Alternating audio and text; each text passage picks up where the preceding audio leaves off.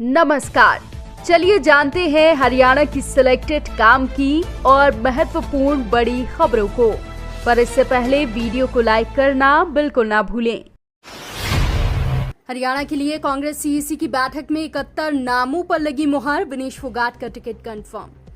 हरियाणा में कांग्रेस उम्मीदवारों की सूची को लेकर अब फिर केंद्रीय चुनाव समिति की बैठक हुई। इसके बाद पार्टी ने 71 नामों को फाइनल किया। तो वहीं कांग्रेस से जुड़ी ओलंपिक खिलाड़ी विनेश फोगाट के विधानसभा चुनाव लड़ने को लेकर दीपक बावरिया ने कहा कि मुझे लगता है कि ये तय हो चुका है कि वो जुलाना से चुनाव लड़ेंगी। इस्तीफों की झड़ी के बाद टिकट बदलने की अफवाहों पर सीएम सैनी ने लगाया विराम। हरियाणा में विधानसभा चुनाव के लिए आज भारतीय जनता पार्टी ने उम्मीदवारों की पहली सूची जारी की थी। इसके बाद पार्टी में दनादन इस्तीफे गिरे थे। इसके बाद अब प्रदेश के मुख्यमंत्री नायब सिंह सैनी का बयान सामने आया है। उन्होंने टिकट बदलने की अफवाहों पर विराम लगाया है। उन्होंने कहा कि कोई भी टिकट नहीं बदली जाएगी। हर विधानसभा में दावेदार तो काफी होते हैं, मगर टिकट किसी एक को ही मिलता है। बाकी जो सदस्य नाराज हैं उसे हम मना लेंगे। देश के सबसे प्रदूषित 100 शहरों में हरियाणा के 15 शहर शामिल। देश के शहरों की आबो हवा में जहर घुला हुआ है। प्रदूषण लोगों के जीवन पर प्रभाव डाल रहा है। इस बीच एक रिपोर्ट सामने आई है। इसमें हरियाणा को लेकर चौंकाने और डरावने वाले फैक्ट सामने आए हैं। देश के सबसे प्रदूषित 100 शहरों में हरियाणा के 24 में से 15 शहर शामिल हैं।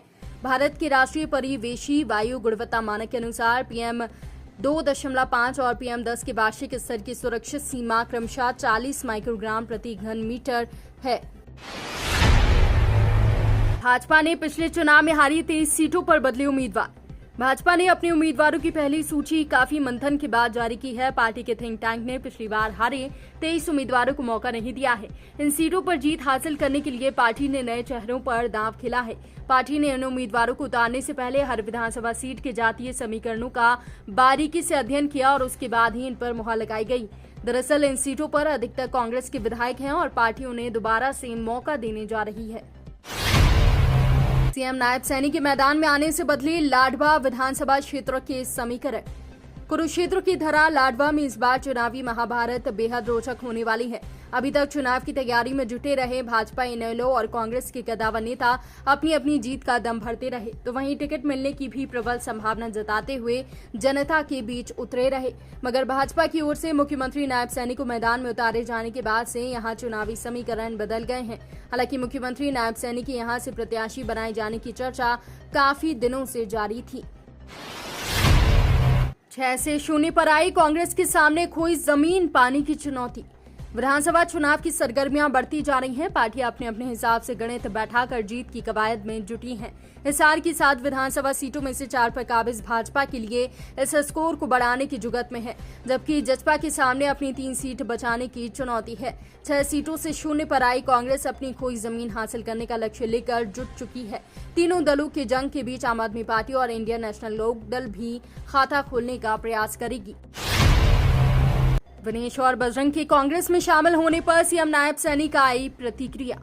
हरियाणा में विधानसभा चुनाव के बीच रेसलर विनेश फोगाट और बजरंग पुनिया ने शुक्रवार को कांग्रेस ज्वाइन कर ली है। इस मामले पर हरियाणा के मुख्यमंत्री नायब सिंह सैनी ने बड़ा बयान दिया। सैनी ने कहा कि हमने विनेश का सम्मान किया है, वो हमारी बेटी और शान है। हालांकि कांग्रेस राजनीति कर रही है। विनेश और बजरंग पुनिया कांग्रेस की राजनीति का शिकार हो रहे हैं। हरियाणा में कांग्रेस के साथ सीट शेयरिंग पर फंसा पेच, 50 सीटों पर लड़ेगी आप। हरियाणा में आम आदमी पार्टी और कांग्रेस के बीच गठबंधन को लेकर चल रही बातचीत सीटों की तादाद और निर्वाचन क्षेत्रों के चयन को लेकर अटक गई है। आम आदमी पार्टी के सूत्रों का कहना है कि कांग्रेस का फॉर्मूला मंजूर नहीं है। अगर कांग्रेस तय मौजूदा फॉर्मूले पर कायम रहती है तो संभावना है कि दोनों पार्टियों के बीच गठबंधन न हो। ऐसी स्थिति में आप हरियाणा में 50 विधानसभा सीटों पर चुनाव लड़ेगी। 5 साल में दुष्यंत की बड़ी करोड़ों की संपत्ति, जानिए आप कितनी दौलत है चौटाला के पास। हरियाणा की जींद के उचाना कला विधानसभा क्षेत्र से जननायक जनता पार्टी के टिकट पर चुनाव लड़ने वाले पूर्व उप मुख्यमंत्री दुष्यंत चौटाला की 5 साल में लगभग 11 करोड़ रुपए की संपत्ति बढ़ गई है। दुष्यंत चौटाला ने अपने नामांकन के समय जो शपथ पत्र दिया है उसके अनुसार उनकी कुल संपत्ति 28 करोड़ 86 लाख रुपए दिखाई है। इसमें चल संपत्ति 26 करोड़ के आसपास है। दिल्ली, हरियाणा, पंजाब, कटरा रूट पर दौड़ेंगी त्योहार स्पेशल ट्रेन। नवरात्रों से 3 अक्टूबर को शुरू होने वाले त्योहारी सीजन को देखते हुए रेलवे ने त्योहार स्पेशल ट्रेन चलाने का निर्णय लिया है। ट्रेनों में बढ़ती भीड़ और यात्रियों की सुविधा को देखते हुए ये निर्णय लिया गया है। विभिन्न प्रदेश और जिले में अपने घरों से दूर काम कर रहे लोग दशहरा, दिवाली, भैया दूज और छठ महापर्व मनाने के लिए अपने घर लौटेंगे। ऐसे में ट्रेनों की बढ़ती भीड़ के चलते यात्रियों को परेशानी नहीं झेलनी पड़ेगी। करनाल में ऐतिहासिक हरियाणा सिख सम्मेलन, लाखों सिख करेंगे पंथक मुद्दों पर विचार विमर्श।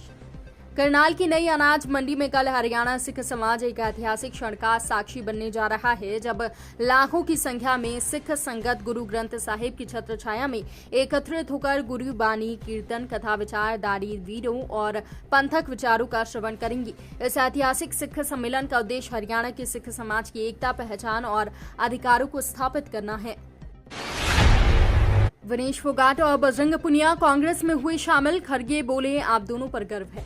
रेसलर विनेश फोगाट और बजरंग पुनिया ने कांग्रेस ज्वाइन कर ली है। दोनों रेसलर कांग्रेस में शामिल होने से पहले पार्टी अध्यक्ष मल्लिकार्जुन खड़गे से मिलने उनके आवास पर पहुंचे।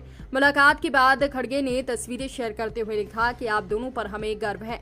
न्यूज एजेंसी ANI के सूत्रों की माने तो विनेश फोगाट कांग्रेस के टिकट पर हरियाणा विधानसभा का चुनाव लड़ेंगी। बजरंग पुनिया विधानसभा चुनाव नहीं लड़ेंगे। उन्हें चुनाव के लिए हरियाणा कांग्रेस की प्रचार समिति का सह अध्यक्ष नियुक्त किया जा सकता है। भारत ने बैलिस्टिक मिसाइल अग्नि 4 का सफल परीक्षण किया।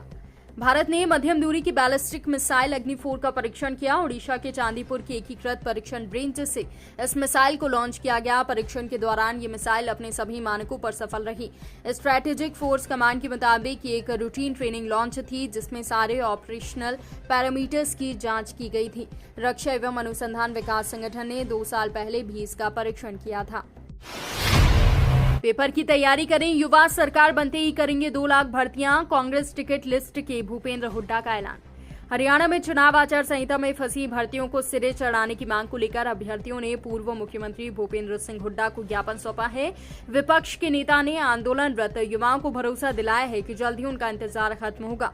कांग्रेस की सरकार बनते ही न केवल सभी भर्तियों को तुरंत प्रभाव से पूरा किया जाएगा, बल्कि 2 लाख रिक्त पदों को भी वो भरेंगे।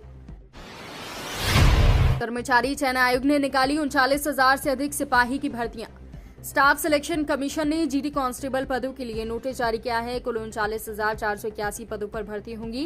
कैंडिडेट ssc.gov.in पर 14 अक्टूबर तक आवेदन कर सकते हैं। कंप्यूटर बेस्ड एग्जाम जनवरी 2025 में शुरू होगा और फरवरी 2025 तक चलेगा।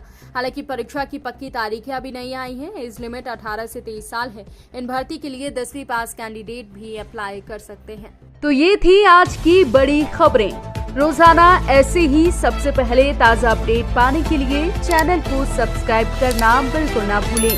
धन्यवाद।